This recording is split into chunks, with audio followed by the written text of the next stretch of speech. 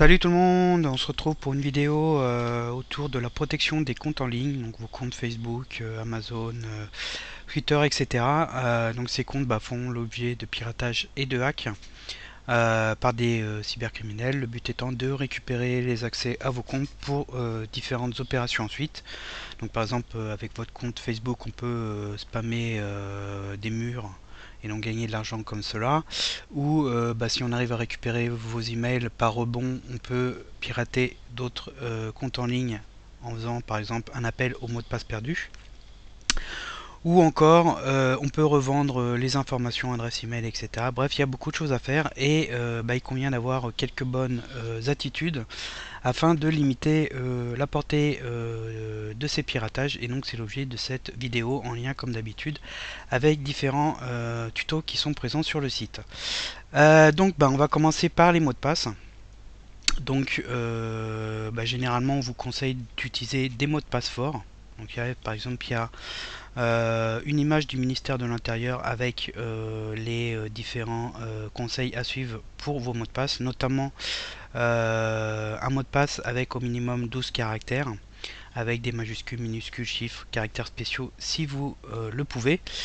Et tout ça c'est pas très facile à mémoriser, et en général on a tendance à les stocker, à les enregistrer dans le navigateur web, ce qui n'est pas forcément une bonne chose, mais malheureusement on n'a pas trop le choix. Alors rapidement je vais vous montrer que il est extrêmement facile de récupérer les mots de passe qui sont stockés dans le navigateur web. Si on va par exemple sur le forum Manécal avec Firefox, là hop, je suis dans à propos, c'est Firefox qui est d'ailleurs pas à jour, mais c'est pas très grave. On a un bouton connexion et vous allez voir qu'il va automatiquement me proposer un utilisateur mot de passe enregistré dans le navigateur, qui doit être faux d'ailleurs. Je pense que voilà, la connexion ne fonctionne pas. Et si on va dans les options, même ici plutôt dans identifiant mot de passe, on a maintenant le menu directement.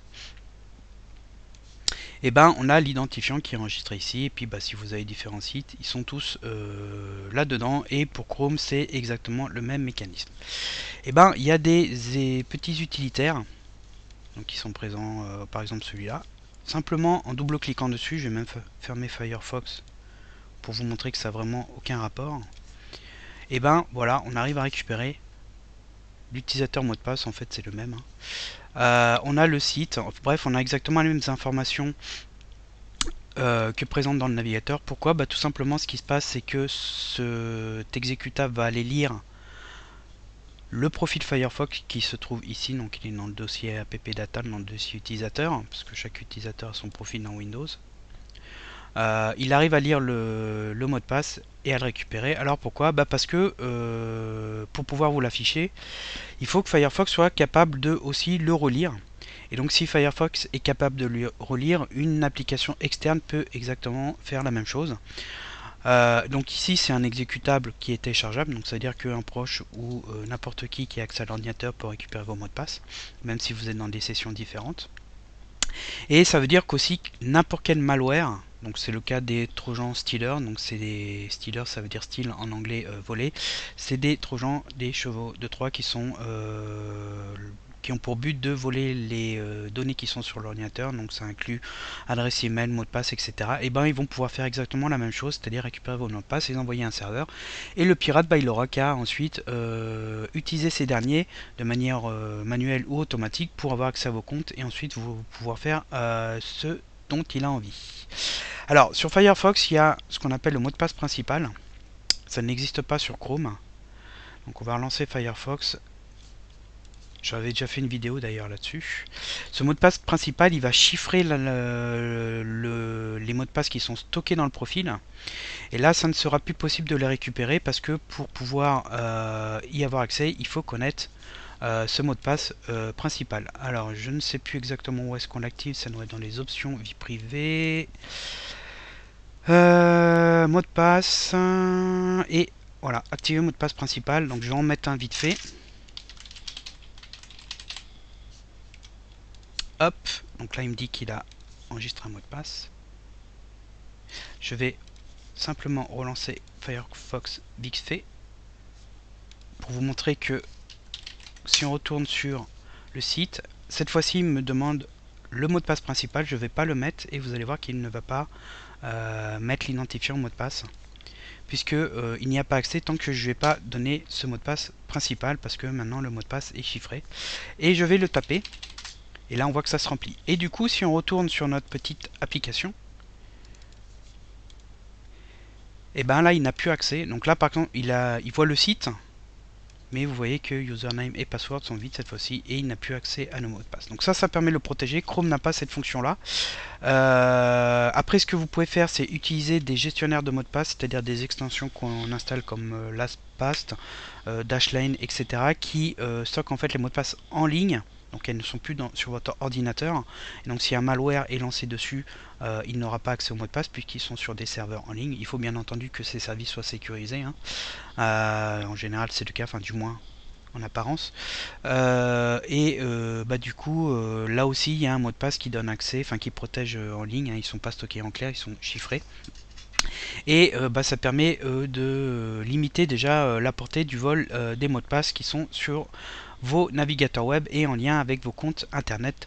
Donc c'est déjà important de les protéger. Alors ensuite on va passer à un deuxième mécanisme qui s'appelle la double authentification ou l'authentification en 2 étapes ou à double facteur. Donc ça a plusieurs noms.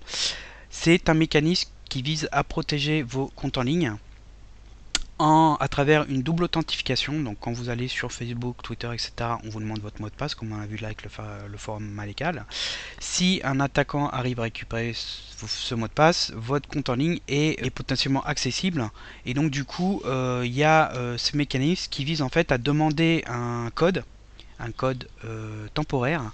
Donc ce code, le service vous l'envoie par exemple par SMS, ou il peut être généré par une application. Il y a différents protocoles, hein, le nom est là. Ou on peut éventuellement vous l'envoyer par mail, mais ça c'est pas très sécurisé. Et sans ce code, vous ne pouvez pas accéder à ce compte en ligne. Et donc ça permet de le protéger au cas où votre mot de passe a fuité. Donc il y a différents mécanismes. L'envoi du SMS, je pense que tout le monde connaît. D'ailleurs, quand vous faites un paiement en ligne, il y a un petit peu, pour certains, ce système de 3D Secure qui vous envoie aussi un SMS avec le code. On tape le code et ça permet ensuite de faire le paiement ou accéder au service. Alors, il faut savoir que l'envoi par SMS, alors mail, c'est carrément pas sécurisé, hein, parce que votre mail, c'est un compte en ligne, il peut avoir été piraté. L'envoi par SMS, c'est la méthode la moins sécurisée. Pourquoi? Parce qu'il y a des méthodes qui s'appellent SMS swap. Alors j'ai fait un article dessus. Je vous mettrai dans la vidéo en haut à droite, hein, ou en commentaire. Qui vise en fait à utiliser le portage. Donc ça c'est un exemple où on vous propose la connexion Amazon d'envoyer un SMS avec le numéro de téléphone qui est là, ou par mail, ce qui est pas top, hein, comme je vous ai dit. Et donc pour en revenir à ce SIM swap, ça en fait utilise le portage SMS, le portage de la carte SIM, pardon, pour avoir accès au contenu de votre téléphone et à votre numéro de téléphone, pour recevoir les SMS et ensuite pouvoir accéder à vos comptes. Alors comment ça se passe? Dans un premier temps, l'attaquant va essayer de récupérer des informations, et c'est généralement pas très difficile, concernant par exemple votre date de naissance, lieu de naissance, etc. Enfin, un maximum d'informations sur votre identité. Et ensuite, il va appeler votre fournisseur téléphonique, donc Bouygues, Orange, etc. Et il va se faire passer pour vous en indiquant que vous avez perdu votre téléphone ou il a été volé, et vous souhaitez faire un portage de la carte SIM, c'est-à-dire en fait votre numéro de téléphone, le faire aller sur notre carte SIM qui est en possesseur de l'attaquant. Et si le fournisseur tombe dans le panneau, l'attaquant aura accès à votre numéro de téléphone à votre place et pourra recevoir les SMS pour accéder à votre compte avec le code temporaire qui est envoyé dessus. Alors c'est une attaque qui est assez importante dans certains pays, notamment aux États-Unis. Il y en a eu pas mal. Alors ça visait notamment des possesseurs de comptes de crypto-monnaies, donc Bitcoin, etc., pour en fait pouvoir accéder à leur compte et faire des virements et récupérer l'argent qui s'y trouve dessus. D'ailleurs,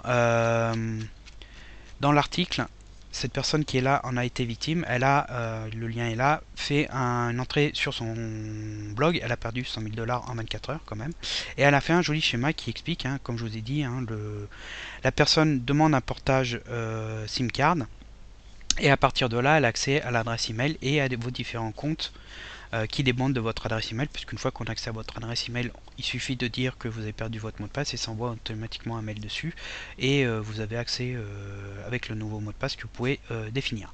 Donc c'est très ça a été relativement important aux USA. Il y a eu beaucoup de personnes qui en ont été victimes, notamment liées à des crypto-monnaies, hein, les attaquants ciblaient ces personnes-là. Et il y a aussi Kaspersky, donc avec son site Securelist, hein, qui a aussi fait un long article dessus, où au Brésil c'est aussi très utilisé. Il y a eu des hommes politiques apparemment qui en ont été victimes, et au Mozambique.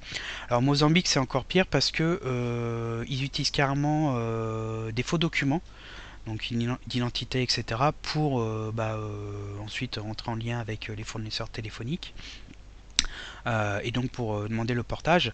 Et là-bas, il y a eu tellement de victimes que les opérateurs téléphoniques se sont mis en lien avec les banques pour empêcher le transfert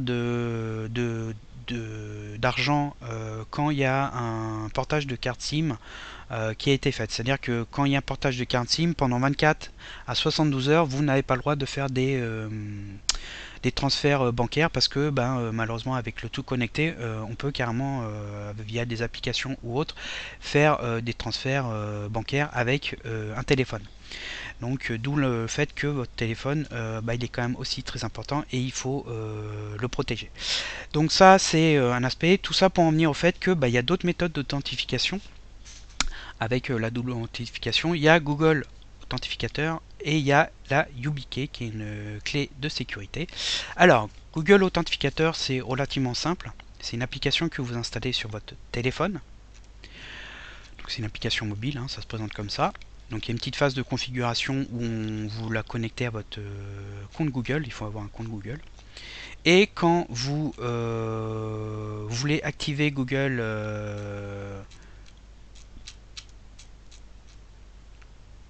quand vous voulez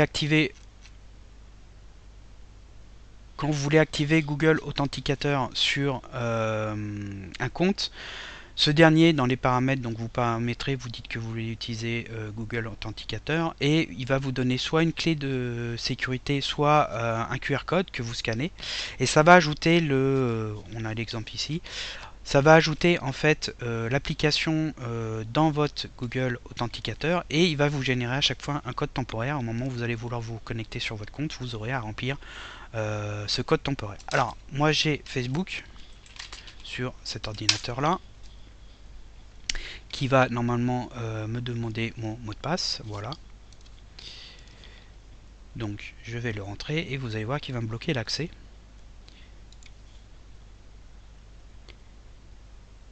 Et voilà, il me demande de générer un code. Donc moi là, ce que je vais faire, c'est que je vais ouvrir l'application Google Authenticateur sur mon téléphone. D'ailleurs je l'ai ici. Vous voyez, on a les noms des services ici, OVH, Kikoman, etc. Donc ça, Kikoman, c'était un essai sur WordPress parce qu'on peut l'ajouter. Ici, je vous ai donné les paramètres pour l'activer sur Facebook et Twitter. Il faut aller chaque fois dans les paramètres. Et je vais vous montrer en direct. Donc là, hop, je vais sur l'appli et il me donne le code que je rentre ici. Ensuite, là c'est passé, donc il a accepté le code. Il me propose d'enregistrer le navigateur. Le but étant de ne pas vous redemander quand vous vous connectez avec ce navigateur là le code d'identification. Bon, moi on peut l'enregistrer.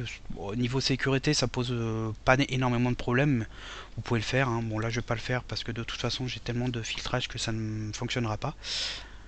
Et vous allez voir que voilà, on arrive à se connecter sur l'application.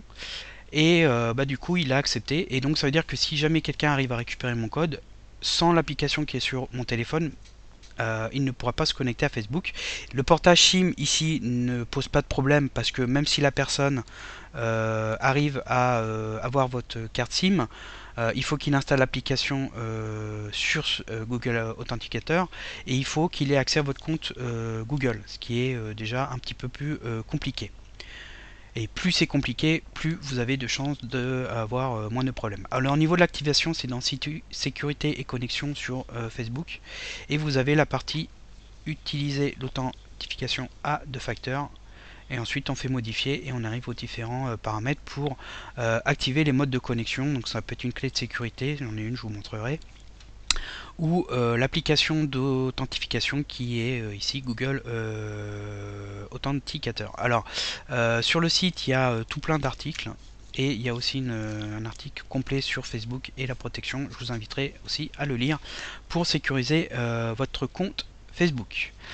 La dernière méthode, donc comme je vous ai dit, c'est ici la YubiKey. Donc il y a aussi un article complet dessus. Qu'est-ce que la YubiKey? Vous le voyez ici, c'est une clé USB, donc une clé USB de sécurité qui permet de se connecter aussi sur vos comptes. Donc il y a différents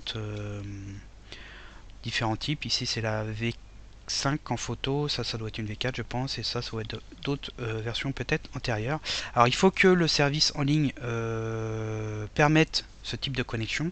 Twitter, Facebook, Google le font, Amazon, PayPal ne le font pas. Alors Amazon, PayPal, ils sont carrément à la bourre et c'est assez surprenant et un peu démoralisant parce que, comme je vous ai montré dans la capture d'écran d'avant, Amazon, ils ne font que le SMS et le mail, c'est-à-dire les pires modes de protection.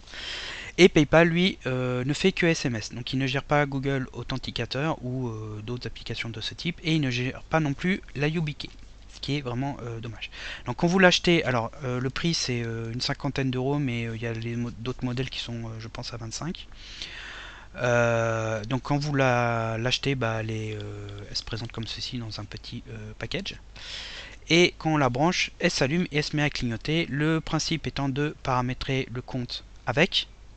Et quand vous connectez depuis un autre ordinateur, on va vous demander d'insérer votre YubiKey dedans et il faut appuyer avec son doigt sur le petit cercle qui est là pour que l'authentification se fasse. Donc sur chacun des articles, vous avez les étapes pour activer votre YubiKey sur Google. Ensuite, plus bas, il y a Twitter et on finit normalement voilà avec Facebook. Ça vous explique à chaque fois comment on fait. Alors là, on va passer sur Twitter, qui est déjà paramétré avec la YubiKey. Voilà, donc là on est sur Twitter qui demande le mot de passe de l'utilisateur, logique, on va faire se connecter. Et on voit qu'il nous dit Twitter souhaite vous authentifier en utilisant une de vos clés de sécurité, vous pouvez la connecter pour autoriser l'opération. Donc,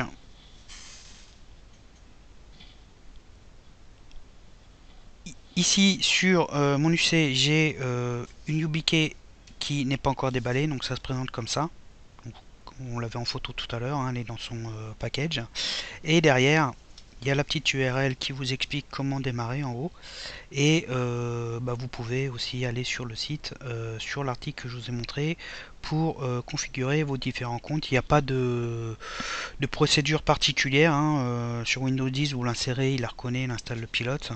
Et après, il faut configurer vos différents comptes. Donc ça, c'est une YubiKey qui est déjà configurée, que j'utilise.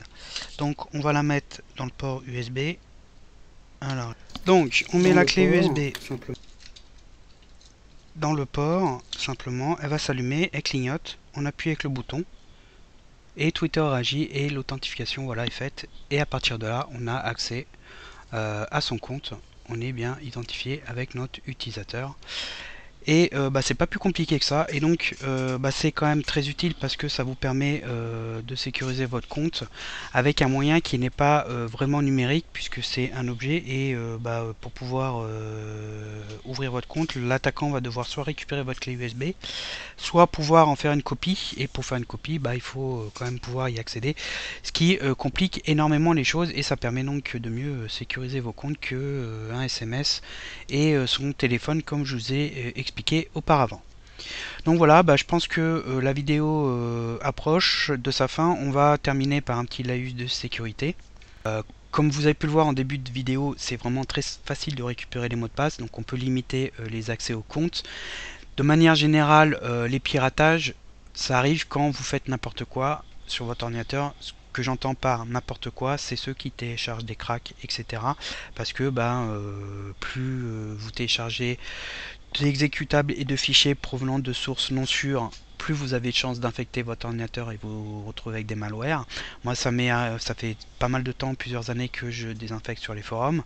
Moi, ça m'est arrivé de rencontrer malheureusement des personnes qui arrivent en disant que leur compte PayPal a été piraté et qu'ils ont perdu de l'argent tout simplement parce qu'ils sont allés chercher un crack pour un jeu ou un truc qui était en fait au final un trojan. Et le pirate a eu le temps d'accéder à son compte PayPal et récupérer l'argent qui est dessus. Donc pour terminer, de manière générale, vous pouvez aller, je vous mettrai en lien sur le site les articles sur la sécurité. Bien sûr qu'il faut un antivirus. Windows 10 a un Windows Defender qui peut être largement suffisant, mais ce qui est vraiment important, c'est de faire attention à ce que vous téléchargez, à ce que vous ouvrez quand vous recevez un mail, ne pas aller chercher des fichiers qui sont de sources non sûres, c'est-à-dire provenant de sites que vous ne connaissez pas. Si vous allez sur comment ça marche dans la partie télécharger, il y a vraiment très peu de chances que vous chopiez un malware, alors que si vous allez chercher un crack sur le premier site venu de Google, et là vous avez des chances de pourrir votre ordinateur et d'avoir ensuite des ennuis avec vos comptes en ligne. Donc voilà, la vidéo touche à sa fin. N'hésitez pas d'aller potasser tous les liens qui sont donnés dans cette vidéo et en commentaire. Et je vous dis à bientôt pour d'autres vidéos.